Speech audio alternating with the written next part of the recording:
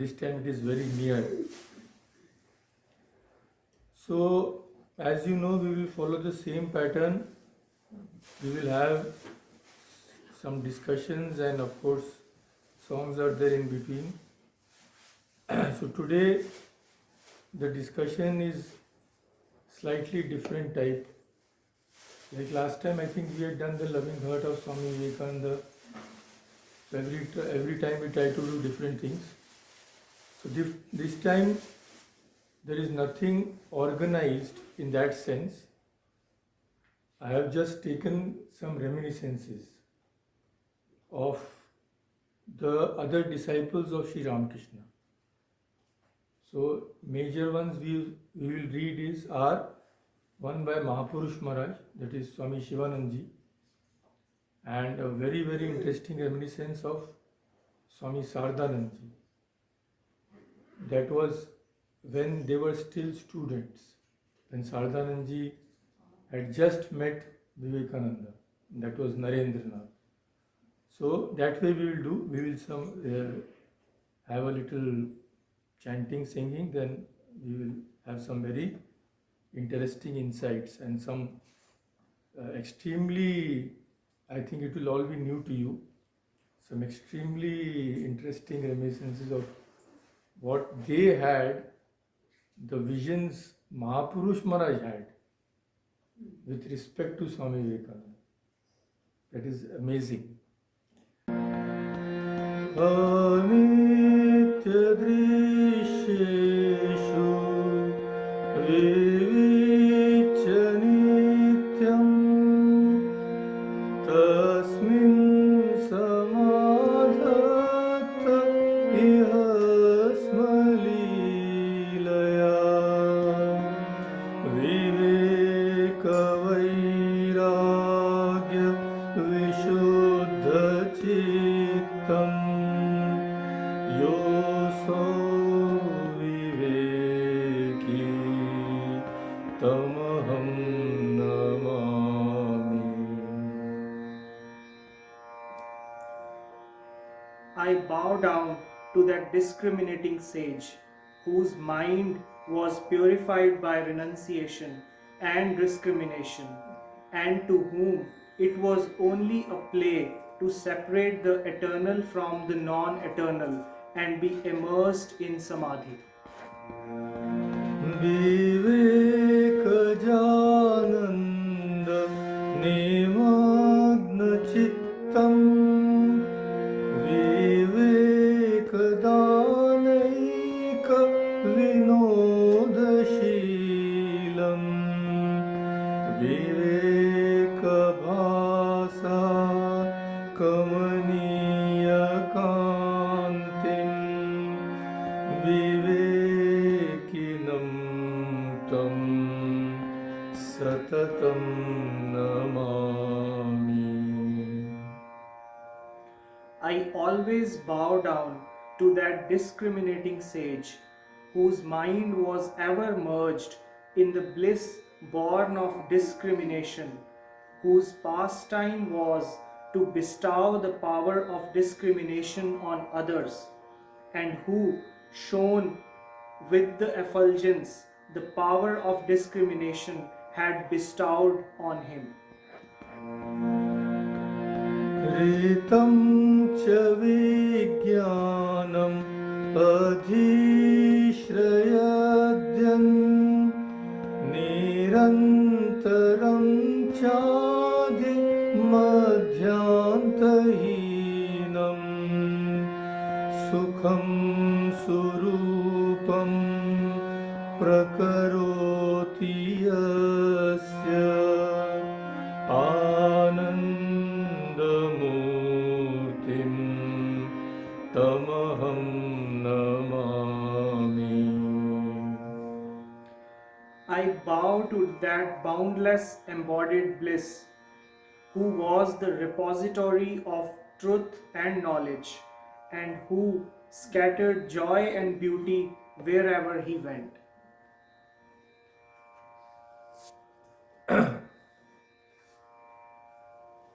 So we will see what all Mahapurush ji, that is Swami Shivananda ji, he was so great that he was given the name Mahapurush by Swami Vivekananda himself. So you can imagine his stature. What he said on various occasions. So there are different pieces of, not all connected, not a narration sort of thing, but very interesting. And we will see many new things. So he said at one time, at different times, Swamiji would be in different moods and would inspire us accordingly. Sometimes we would discuss the path of knowledge. So we means all the monastic disciples of Sri Ramakrishna. At other times the path of devotion and so on. There were times when we would remain absorbed with one idea for a month at a stretch. We would be engrossed in the same mood day and night without interruption. While eating, lying down or sitting, at all times, we would have the same discussions and arguments, and we would also perform spiritual disciplines appropriate to those moods. Swamiji was very fond of the ideas of Buddha, and he was well read in Buddhist philosophy. Of course, he was well read in practically everything. He was not one-sided in any way. From those days on, this he is talking about the earlier days, when there were the Baranagar Math and all that, after Sri Ramakrishna had gone away. From those days on, Swamiji had ideas, language and reasoning of a unique kind. Even his ordinary conversation would be full of lofty ideas expressed in scholarly language. He liked the style of Milton, and he would carry on his discussion and arguments in that style. Before going to America, Swamiji wandered as an itinerant monk from one corner of India to another. And during those wanderings, he met the Diwan of Junagadh. By talking with Swamiji, the Diwan was so impressed that he said to him, "Swamiji, you have a very bright future before you." His prediction came true. While in America, at the Parliament of Religions, Swamiji became a little nervous when he saw all those big assembly and all those people. It was but natural. It was such a huge gathering, thousands of people, the very best, the cream of society. Swamiji didn't know what he would say because he hadn't gone there with a prepared lecture. Dr. Barrows called upon him to speak, but he kept putting him off. Not now, like that. So, but finally he had to speak. So he got up and he said, "My heart was beating fast." But then what happened? Suddenly he was reminded of a certain verse. It's a very famous verse. "I salute the all-blissful Shri Krishna, by whose compassion the mute become eloquent and the cripple scale mountains." So, Mukam karoti vachalam pangum langayati girim yat kripa tamaham mande Paramananda Madhava. That is a very famous verse. So the moment this verse came to his mind, all nervousness left him. Bowing down before the master mentally, he stood up. And what followed, we all know. The world heard a new message from his lips. "My child, it was all the play of the power of God." Swamiji was a direct instrument of the master. All the scholarly speakers who came prepared to establish the greatness of their own denominations paled into insignificance before Swamiji. So noticing his success, the people of America collected large funds. People of America means not mostly not the general public. These were the missionaries. So when they saw that our hold on the people is, is in danger, they had taught all kinds of uh, opposite things about Oriental religions, Oriental people. Now the true picture had been presented. So the funds are collected when you say, oh, they don't have anything to eat, they don't have anything to wear, they are full of superstition, savages, then people will give money. But when you know that in many respects those people are much superior to us, if they knew, who will give them funds? So naturally they thought that something has to be done. So what they did, they collected large amount of funds and sent Dr. Barrows. Barrows was the main person. He was conducting the whole thing. So they sent Dr. Barrows to India and such other countries to preach Christianity. So Dr. Barrows visited different places after Swamiji had returned and gave lectures, but with very little result. Swamiji, on the other hand, started preaching the message of Vedanta in the West, and we received reports of his lectures here. So the interesting point is this: Mahapurush ji says, when the disciples of Sri Ramakrishna read those lectures of Swamiji, we could hardly believe that these words had been spoken by Swamiji. He didn't use the language nor the ideas we were familiar with. His whole language had changed. He had a new message and a new language.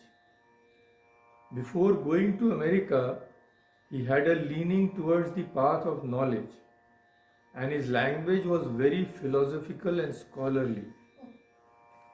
But in the lectures which he gave in the West, his language was very simple and direct, and his ideas were full of life and love.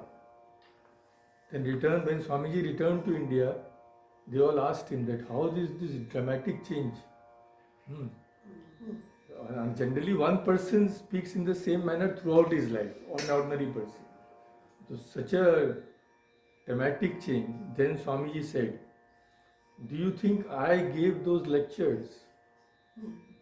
It was the master, that is Sri Ramakrishna, who spoke through me. In reality, it was so. Swamiji had planned to spend his life in meditation, japa and other spiritual practices. So when he was hankering after the highest realization which Sri Ramakrishna gave to him, so Sri Ramakrishna said, now this is not for free, you have to do my work now. So first of all, Sri Ramakrishna had asked him, what do you want? So Swamiji said, I just want to remain in that realization. Why should I come down and face all the difficulties here? So then Sri Ramakrishna said, shame on you. I thought you will be like a great banyan tree under whose shelter many would come and gain peace and realization. And you are thinking about your own samadhi. So nothing doing. So even against the wishes of Swami Vivekananda, he had to do that tremendous amount of work which actually broke down his health. So he planned to spend his life in all these things only. But the great power that descended as Sri Ramakrishna did not allow him to do so. It yoked him to the work of propagating the message of the age that would save the world. The master yogi that Swamiji was, he could easily have spent his days in samadhi, totally absorbed in God, if he had only wanted to do so. But the master drew him into the midst of intense activity. He has engaged all of you. All of you means now Shivananda was talking to the junior monastics there. So he is telling them that Swamiji has engaged all of you also for the same work, to give shape to his message. Blessed are the men whom he has chosen. So this is one section. Then we'll go to the other one. So this, you all know this song which we have practiced and we have sung many times. On another occasion, Mahapurush Maharaj said, see how Swamiji had to depart prematurely. Depart means before 40 he had gone. So the reason was incessant, strenuous work. Many a time did he go away to the Himalayas to practice intense austerities.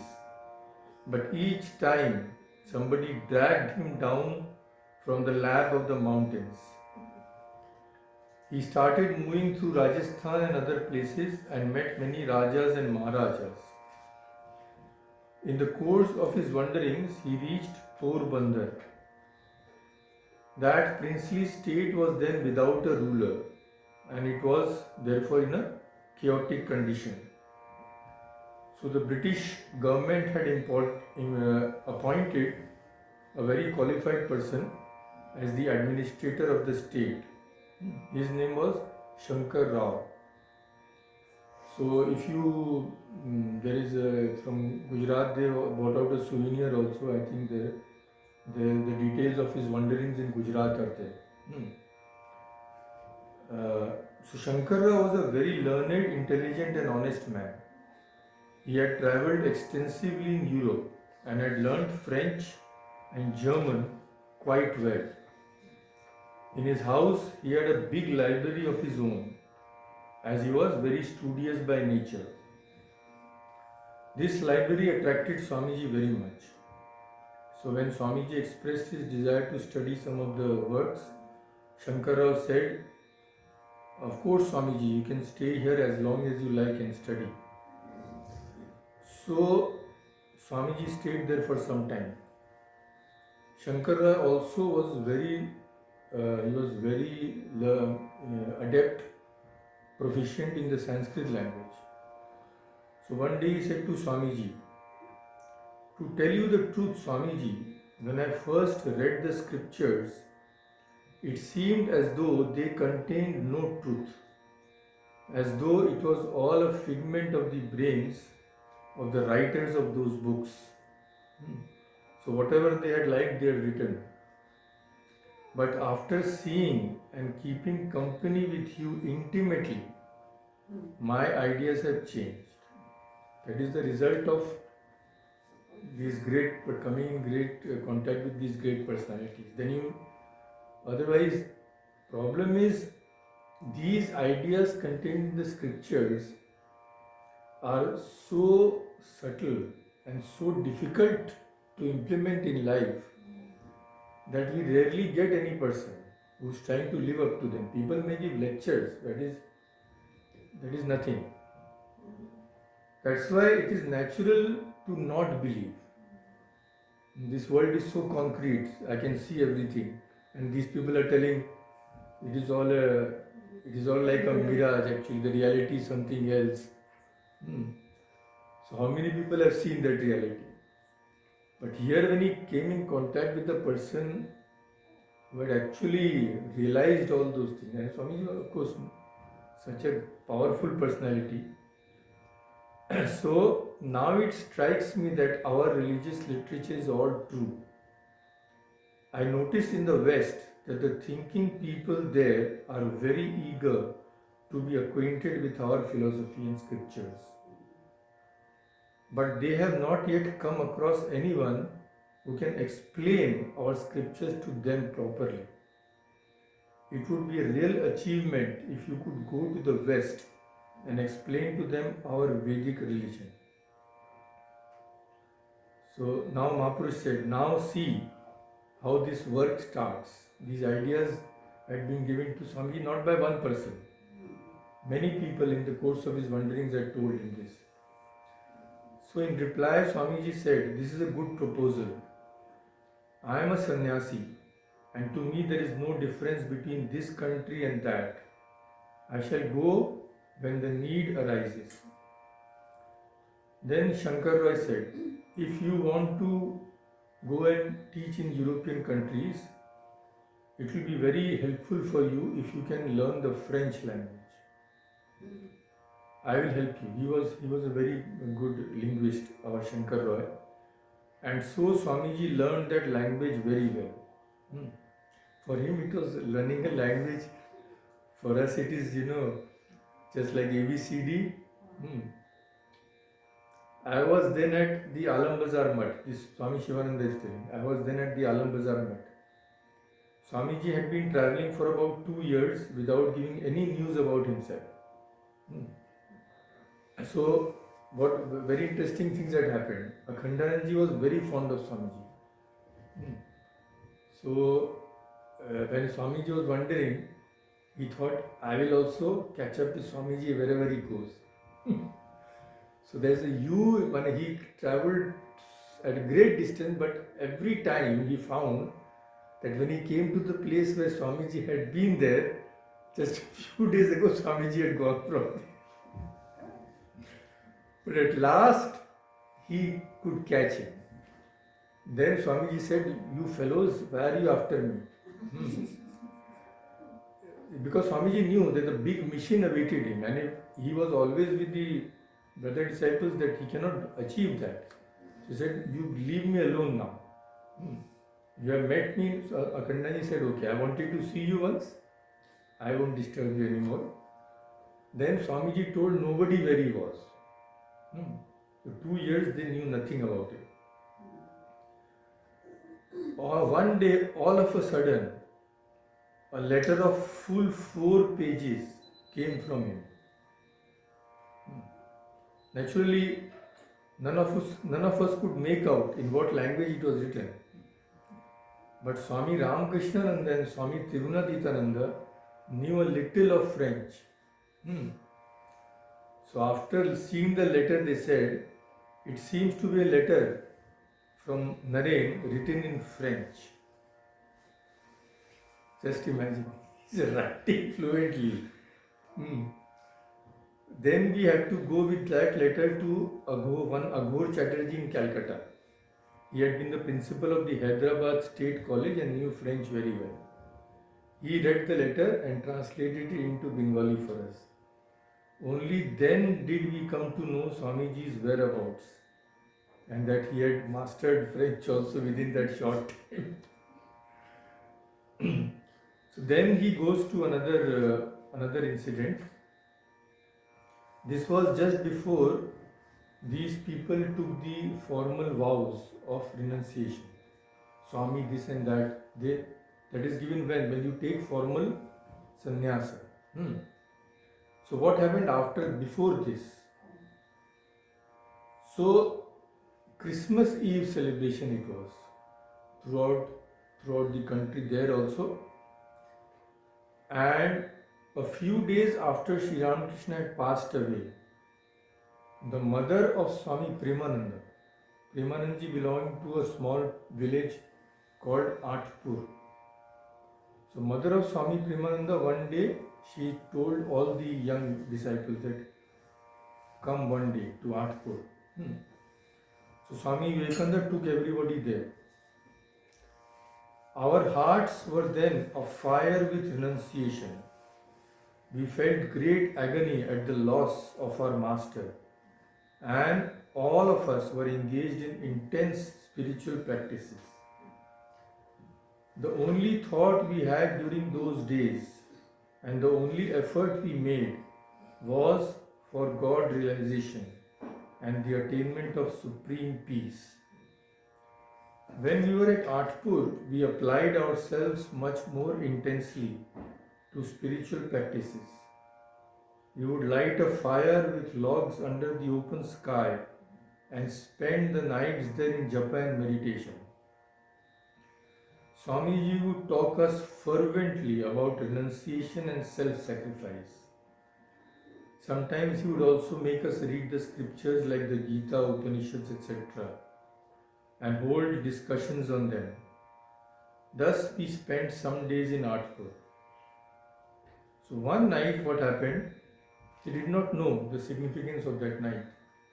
As usual, they sat near the log fire, absorbed in meditation. After a long time, Swamiji broke the silence all of a sudden, and as though in an inspired mood, he started talking about Jesus Christ with utmost devotion.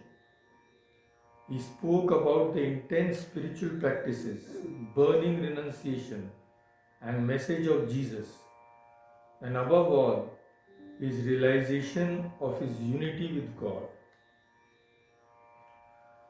This he did with such spirit, enthusiasm, and lucidity that we were all struck dumb. It seemed to us for the time being that it was none other than Christ Himself who spoke to us through Swamiji. So imagine what we have of Swamiji, those 9 volumes, that maybe 1% or even less. If all these things would have been collected, one whole library, imagine what knowledge you could have gained from them. Unthinkable. As we heard Swamiji, we floated on a current of bliss, as it were. The only idea that reigned supreme in our hearts was that we must realize God, however hard the struggle might be, for all else mattered little. It was Swamiji's habit that whenever he took up a topic, he would follow its implications to their utmost. Then, after this was over, then later they came to know that night it had been the Christmas Eve. So we were convinced that it was none other than Christ Himself who, through Swamiji, made us hear that glorious life and message of His, so as to intensify our spirit of renunciation and our quest for God realization. So imagine if we had all that with us today. Anyway, so Swamiji had travelled all over India, visited many places we all know. And he also had gone to Bombay, now Mumbai, and he had stayed for a long time at the home of one Chavil Das. It was then that he visited many places in this part of the country.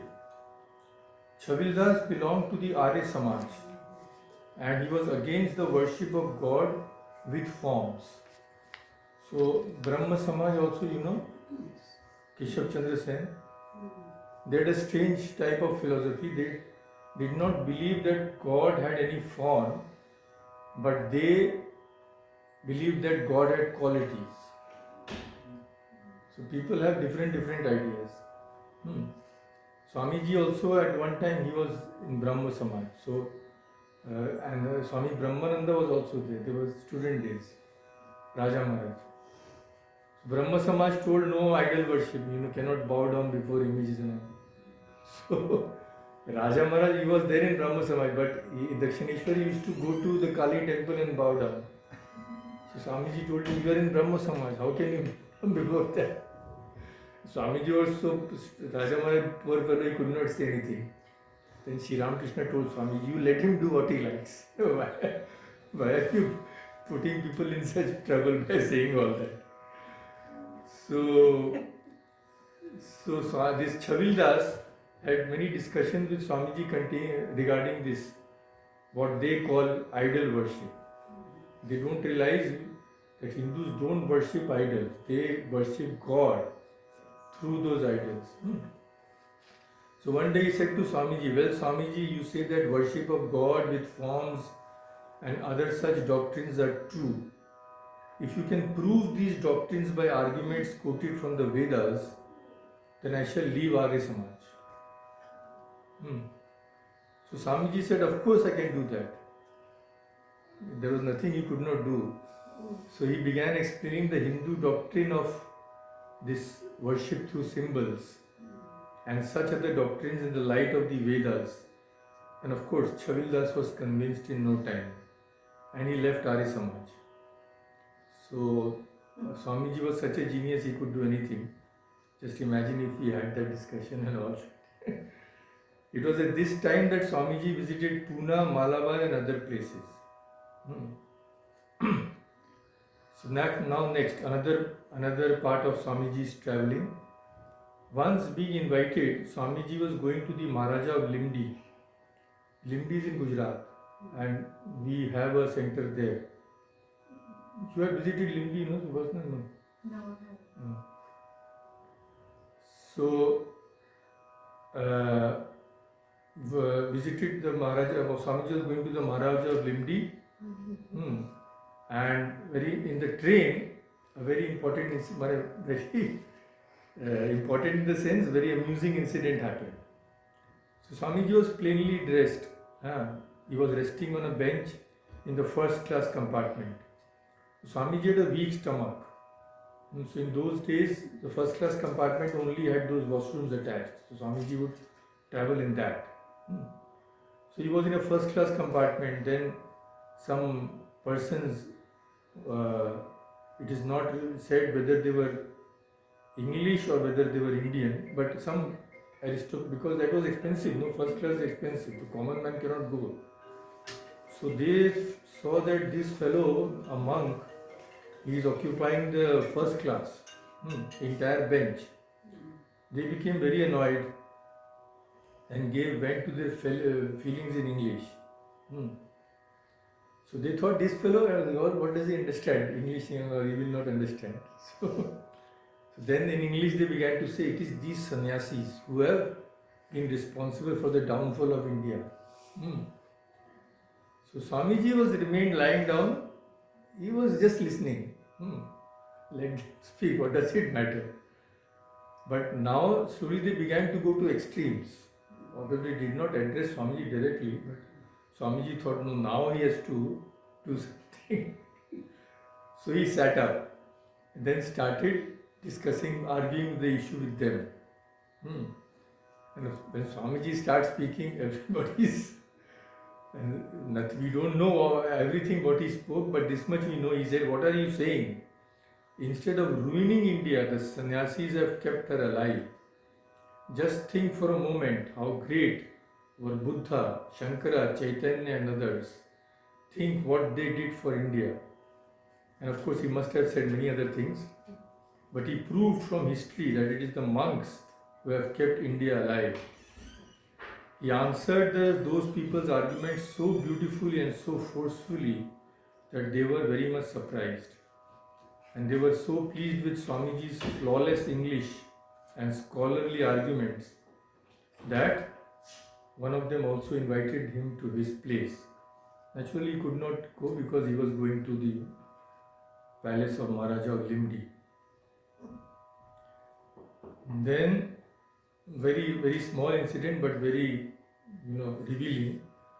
Swamiji was a great cook. He was a great everything, a great cook also. And he had a small water pot such as the one he used in North India when he was going from one place to another. Sometimes in that pot only they used to cook. So lentils and rice he would cook. He would offer all foods to the master first, then he would distribute among his brother disciples. Last of all he would eat. So he would say, Narayana should be fed before one eats himself. And now we know that this Khandana Bhavabandhana is sung in all centers of the Ramakrishna order during Aarti. But this was not there when it started in Baranagar, because Swamiji has written and composed. Swamiji had not written it at that time. So they used to sing a hymn which began with Om glory be unto Shiva, worship Shiva. So in the North Indian monasteries, Uttarakhand and all that, they sing hymns of Shiva during Aarti. So in the Baranagar Math also that used to be sung. But then Swamiji composed this hymn to Sri Ramakrishna, then he only gave the tune, introducing it at the monastery. And he himself will play the drums and lead the singing. That was a wonderful sight. Then next he describes what Swamiji's worship would be like in Belur Math, the old temple. So Swamiji would enter the shrine, take his seat and meditate for a long time. After meditating for about an hour and a half, he would begin his worship. Meditation was very important in his worship. He would then bathe the master and adding sandalwood paste in the tray of flowers, would offer those flowers with both hands to the master again and again. His worship was indeed a sight to see. Finally, he would make pranams, get up and leave. Someone else would go and offer the food to the master. In his worship, meditation was the major feature. So, Mahapurush continues, when Swamiji returned to this country from America after his triumphal preaching, one day Girish Chandra Ghosh, his life also we will discuss one day, amazing life. So, Girish, they were very close. Swamiji used to call him GC Girish Chandra. And of course, he used to love Swamiji like a younger brother. Girish Chandra Ghosh is one of the most famous playwrights in the Bengali language, if not the most famous. In Bagh Bazaar, actually, I am a Calcutta boy, so not far from where I lived, there is a Girish theatre, where Holy Mother was there in Bagh Bazaar. Now there is a big Girish theatre, and his home, actually they had rebuilt the place, after hundreds of, so now his home was in such a place they did not know how to put the roads. It was in such an odd place, and Girish's house cannot be demolished. He's an icon in Bengali. So the road is such that the house is in the middle. And that's the only house in maybe India, right in the middle of a road. Very interesting. Yeah. And I have, from young age, I have travelled along all those roads, but I later realized the significance. So he could dictate, Girish Chandra Ghosh, he could dictate 4 plays to 4 persons, one after the other. Means one play is dictating to him, he will dictate a portion, he will go to the second person, then he would dictate the second play. Wow. And each play is a particular setting, different characters. So he was an exceptional genius, and he has written many songs which are there in this Sangeet Sangrah. This book is there by Ramakrishna order. Many songs are there. If you can write whole plays, then what is songs for him? So he has written many plays, and Sri Ramakrishna used to go and watch his plays many times. And the first meeting with Sri Ramakrishna is very interesting. That is a wonderful, we will discuss all this. So Girish GC was very, very, very familiar, very devoted to Sri Ramakrishna. Sri Ramakrishna used to tell that in Hindi, Bangla we say na, 16 Ana. So it means 100%. Sri Ramakrishna used to say that Girish's faith is 110%. And Sri Ramakrishna himself said, so you can imagine.